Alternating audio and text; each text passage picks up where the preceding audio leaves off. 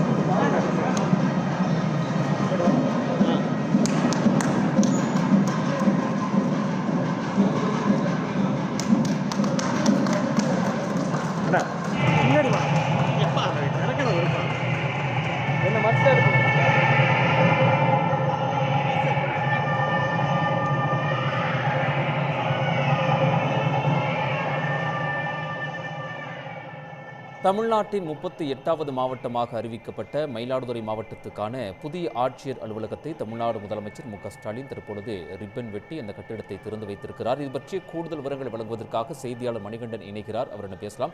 மணிகண்டன், விவரங்கள்.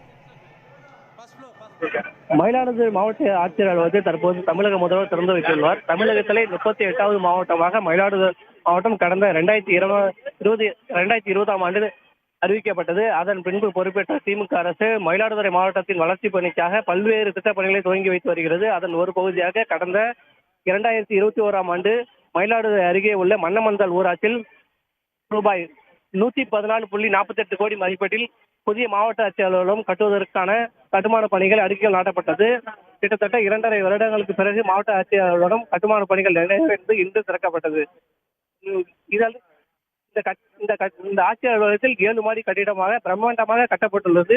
இந்த ஆட்சியர் அலுவலகத்தை முதலமைச்சர் மு.க.ஸ்டாலின் தற்போது திறந்து வைத்து உள்ளே சென்று பார்வையிட்டு வருகிறார்.